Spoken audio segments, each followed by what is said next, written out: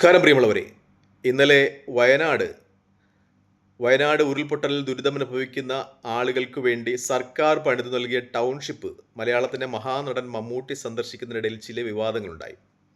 മറ്റൊന്നുമല്ല, അദ്ദേഹത്തോടൊപ്പം ഉണ്ടായിരുന്ന CPM വയനാട് ജില്ലാ സെക്രട്ടറി റഫീഖിനോട് അദ്ദേഹം ഇങ്ങനെ പറഞ്ഞു, നിങ്ങൾ എപ്പോഴും ഇങ്ങനെ എന്നോടൊപ്പം നടക്കരുത്.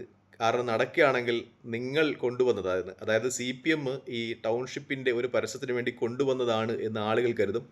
അതുകൊണ്ട് നിങ്ങൾ എന്നോടൊപ്പം ഇങ്ങനെ നടക്കണ്ട എന്ന് അദ്ദേഹം പറഞ്ഞു. അത് വലിയ വിവാദമായി. കാരണം ഒപ്പമുണ്ടായിരുന്ന ചാനലുകളിൽ അദ്ദേഹം ഈ റഫീഖിനോട് പറയുന്ന ശബ്ദം പുറത്തു വന്നു. അത് റഫീഖിനെ അപമാനിക്കുന്ന രീതിയിൽ CPMൻ്റെ സൈബർ ഇടങ്ങൾ ഏറ്റുവാങ്ങി. വലിയ രീതിയിൽ മമ്മൂട്ടിക്കെതിരെ ആക്ഷേപണങ്ങളും ആരോപണങ്ങളും തെറിവിളികളും ഒക്കെ ഉണ്ടായി. മമ്മൂട്ടി എന്ന് പറയുന്നത് ഇടത് സഹയാത്രികൻ ആണ് എന്നാണ് മലയാളികളുടെ പൊതുവായിട്ടുള്ള ധാരണ. സഖാക്കളുടെ സൈബർ ഇടങ്ങൾ തന്നെ അദ്ദേഹത്തെ സഖാവും പുരോഗമനവാദിയും ഒക്കെ ആയിട്ട് വിശേഷിപ്പിക്കാറുണ്ട്. മാത്രമല്ല, അദ്ദേഹം ഗുജറാത്തിൽ നടന്ന DYFIയുടെ അഖിലേന്ത്യാ സമ്മേളനം ഉദ്ഘാടനം ചെയ്ത ഒരു വ്യക്തി കൂടിയാണ്. മാത്രമല്ല, കൈരളി ചാനലിൻ്റെ CPM നേതൃത്വം നൽകുന്ന കൈരളി ചാനലിൻ്റെ ഡയറക്ടർ കൂടിയാണ്. അതായത് ഇടതുപക്ഷത്തോടൊപ്പം ഓരം ചേർന്ന് പോകുന്ന ഒരു രാഷ്ട്രീയ കാഴ്ചപ്പാടാണ് അദ്ദേഹത്തിൻ്റെതെന്നാണ് പലപ്പോഴും തോന്നിയിട്ടുള്ളത്. പക്ഷേ അദ്ദേഹം ഒരിക്കലും തൻ്റെ രാഷ്ട്രീയ നിലപാടുകൾ വ്യക്തമാക്കുന്നില്ല.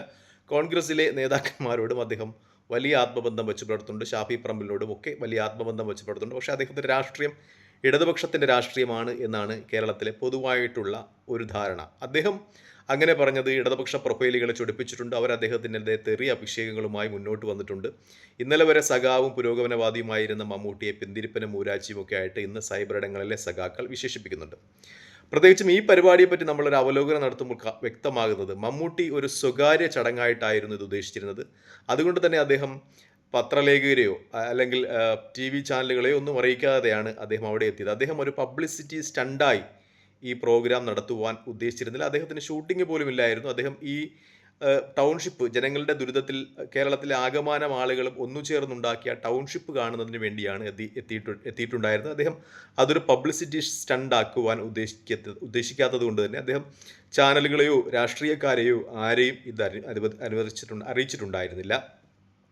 അങ്ങനെ അറിയിക്കണമായിരുന്നെങ്കിൽ, കാരണം ചില റിപ്പോർട്ടുകൾ പ്രകാരം അദ്ദേഹം ഈ ടൗൺഷിപ്പിലേക്ക് വരുന്ന സമയത്ത് CPMൻ്റെ അഖിലേന്ത്യാ ജനറൽ സെക്രട്ടറി MA ബേബി ഈ ടൗൺഷിപ്പ് സന്ദർശിക്കുകയായിരുന്നു.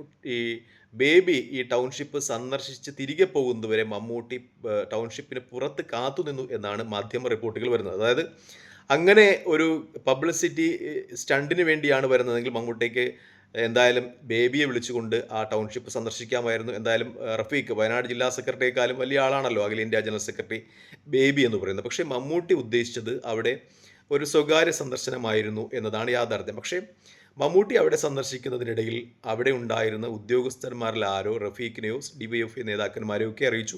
പിന്നെ അവരവിടെ എത്തി അവരുടെ പാർട്ടി പരിപാടി എന്ന രീതിയിൽ അവരത് ഏറ്റെടുത്തു.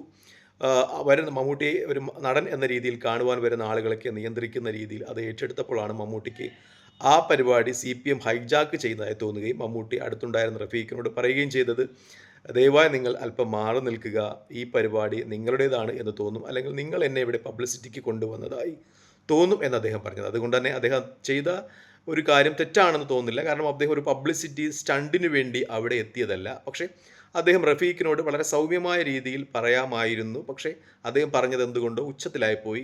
പ്രത്യേകിച്ചും പത്രക്കാരും ചാനലുകളും ഒക്കെ അടുത്തുണ്ടായിരുന്നുകൊണ്ട് അവരുടെ മൈക്കിൽ കൂടി അത് കേരളത്തിലെ ആളുകൾ കേട്ടു എന്നതാണ് യാഥാർത്ഥ്യം. അതിനപ്പുറം മമ്മൂട്ടിയെ തെറിവിളിക്കേണ്ട എന്തെങ്കിലും ഉണ്ട് എന്ന് എനിക്ക് തോന്നുന്നില്ല എന്നതാണ് ഏറ്റവും പ്രധാനമായ യാഥാർത്ഥ്യം. ഒരു നടൻ എന്നതിലപ്പുറം അദ്ദേഹത്തിൻ്റെ നിലപാടുകളിൽ എപ്പോഴും ഉറച്ചു നിൽക്കാറുണ്ട്. അദ്ദേഹം ഒരു മദ്യത്തിൻ്റെ പരസ്യത്തിലും ഇതുവരെ പ്രത്യക്ഷപ്പെട്ടിട്ടില്ല.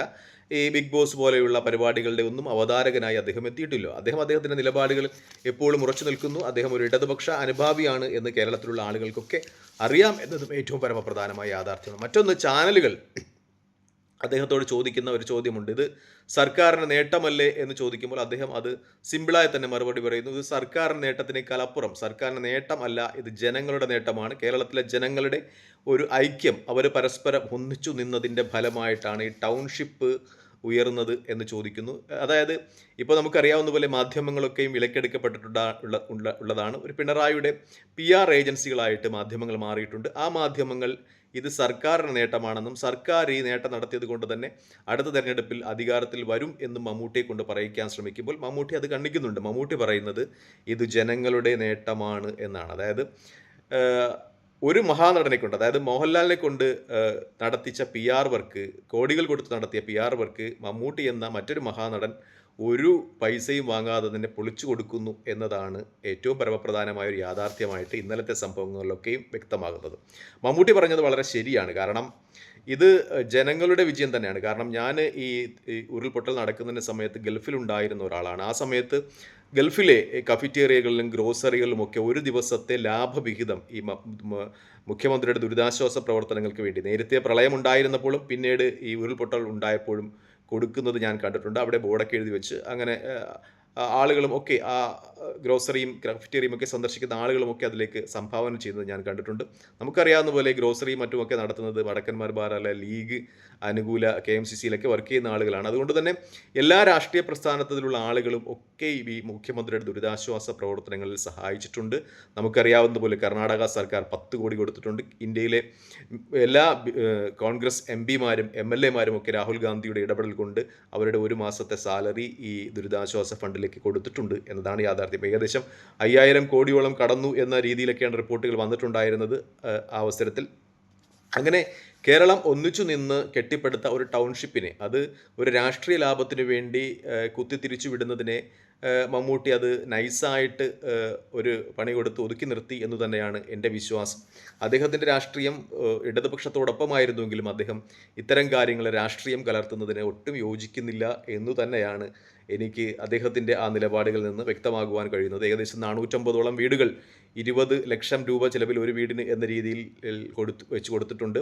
അതിന് കേരളത്തിലെ രാഷ്ട്രീയക്കാർ, ഒപ്പം വ്യവസായ പ്രമുഖർ, യൂസഫ് അലി പോലുള്ള വ്യവസായ പ്രമുഖർ, അങ്ങനെ സിനിമാ നടന്മാർ എല്ലാവരും സംഭാവന നൽകിയിട്ടുണ്ട്. അവരെല്ലാവരുടെയും കൂടെ ഒരു ആകെ തുകയാണ് ആ ടൗൺഷിപ്പ് ഉയർന്നത് എന്നത് തന്നെയാണ് ഏറ്റവും വലിയ യാഥാർത്ഥ്യം. മറ്റൊന്നും ഇതുമായി ബന്ധപ്പെട്ട് പറയുകയാണെങ്കിൽ ഉരുൾപൊട്ടൽ ഉണ്ടാകുന്ന സമയത്ത് അവിടെ ഏറ്റവും ഭയാനകമായ നിമിഷങ്ങൾ അവിടെ ഒപ്പമുണ്ടായിരുന്ന കൽപ്പറ്റയുടെ MLA സിദ്ദീഖിനെ ഈ ടൗൺഷിപ്പിൻ്റെ ഉദ്ഘാടന വേളയിൽ ചില ആളുകളൊക്കെ കൂകി വിളിക്കുന്നത് കണ്ടു. ഒരുപക്ഷെ അതിന് കാലം കൊടുത്തൊരു കാവ്യനീതിയായിരിക്കാം റഫീഖിന് കിട്ടിയ, മമ്മൂട്ടിയുടെ കയ്യിൽ നിന്ന് കിട്ടിയ ഈ ചെറിയ രീതിയിലുള്ള അപമാനം എന്ന ഒരു വിലയിരുത്തൽ കൂടിയുണ്ട് എനിക്ക് എന്നതാണ് യാഥാർത്ഥ്യം. എന്തായാലും ഒരുപക്ഷെ ഈ ടൗൺഷിപ്പ് മാസങ്ങൾക്ക് മുമ്പ് തന്നെ പൂർത്തീകരിക്കുവാൻ കഴിയുമായിരുന്നു എന്നൊരു ചർച്ചയും ഇതോടൊപ്പം ഉയരുന്നുണ്ട്. കാരണം ഒരുപക്ഷെ ഇലക്ഷൻ്റെ സമയത്ത് ഒരു ഇലക്ഷൻ പ്രചരണ തന്ത്രമായി ടൗൺഷിപ്പിൻ്റെ ഉദ്ഘാടനം മാറ്റുവാൻ വേണ്ടി സംശയിച്ചിട്ടുണ്ടോ എന്ന ഒരു ചോദ്യം കൂടി അവസരത്തിൽ ഉയരുന്നുണ്ട് എന്നതാണ് യാഥാർത്ഥ്യം. എന്തായാലും മമ്മൂട്ടിയെ സംബന്ധിച്ച് അദ്ദേഹം ഒരു സ്വകാര്യ ചടങ്ങായി നടത്തുവാൻ ഉദ്ദേശിച്ചിരുന്ന രാഷ്ട്രീയക്കാരെയോ പത്രക്കാരെയോ ചാനലുകളെ ആരെയും വിളിക്കാതെ അദ്ദേഹം സ്വകാര്യമായി സന്ദർശിക്കാൻ എത്തിയിരുന്ന ഈ ചടങ്ങുകളിലേക്ക് പിന്നെ CPM-ൻ്റെയും LDF-ൻ്റെയും DYF-യുടെയും ഒക്കെ നേതാക്കൾ എത്തി. അവർ ജനങ്ങളെ നിയന്ത്രിക്കുന്ന ഒരു സന്ദർഭം എത്തി. അപ്പോൾ അവരുടെ ചടങ്ങാണോ അല്ലെങ്കിൽ അവർ മമ്മൂട്ടിയെ കൊണ്ടുവന്നതാണോ എന്നൊരു തോന്നലുണ്ടാകും എന്ന നിമിഷത്തിൽ മമ്മൂട്ടി പറഞ്ഞു പോയ ഒരു കമൻറ്റിനപ്പുറം അതിനെന്തെങ്കിലും പ്രാധാന്യം കൊടുക്കേണ്ടതുണ്ട് എന്നെനിക്ക് തോന്നുന്നില്ല. എന്തായാലും കോൺഗ്രസിനെ സംബന്ധിച്ച് കോൺഗ്രസ്സിന് വലിയൊരു എഡ്ജാണ് കിട്ടിയിരിക്കുന്നത്. കാരണം ഒരു മമ്മൂട്ടിയെ പോലുള്ള ഒരു മഹാനടൻ CPM-ൻ്റെ സൈബർ ഇടങ്ങളിൽ വല്ലാതെ ആഘോഷിച്ച ആ ടൗൺഷിപ്പിൻ്റെ ഉദ്ഘാടനം അത് നിസ്സാരമായി പൊളിച്ചു കൊടുക്കുന്നു എന്ന് പറയുമ്പോൾ കോൺഗ്രസ് അത് ആഘോഷിക്കുന്നുണ്ട് ഇന്നത്തെ ദിവസങ്ങളിൽ എന്നാണ് ഏറ്റവും പരമപ്രധാനമായ യാഥാർത്ഥ്യം. അത് ജനങ്ങളുടെ ഒരു വിജയമാണ് എന്ന രീതിയിൽ കോൺഗ്രസും പ്രചരിപ്പിക്കുന്നുണ്ട്. അത് ശരി തന്നെയാണ്. കാരണം കേരളത്തിലെ എല്ലാ ജനങ്ങളും ഒന്നുചേർന്നുണ്ടാക്കിയ ടൗൺഷിപ്പാണ് അത്. അതിൽ BJP-കാരും CPM-കാരും കോൺഗ്രസ്സുകാരും ഒക്കെ ഉണ്ട്. മുഖ്യമന്ത്രിയുടെ ദുരിതാശ്വാസ ഫണ്ടിലേക്ക് എല്ലാ രംഗത്തു നിന്നും പൈസ എത്തിയിട്ടുണ്ട് എന്നതാണ് യാഥാർത്ഥ്യം. തൽക്കാലം ഈ വീഡിയോ ഇവിടെ വാങ്ങുകയാണ്. മറ്റൊരു വീഡിയോ കാണുന്നതുവരെ നന്ദി, നമസ്കാരം, ജയ് ഹിന്ദ്. വീഡിയോ ഇഷ്ടപ്പെടുന്നുണ്ടെങ്കിൽ ലൈക്ക് ചെയ്യുക, ഷെയർ ചെയ്യുക, കമൻറ്റ് ചെയ്യുക. മറ്റൊരു വീഡിയോ കാണുന്നതുവരെ ജയ് ഹിന്ദ്.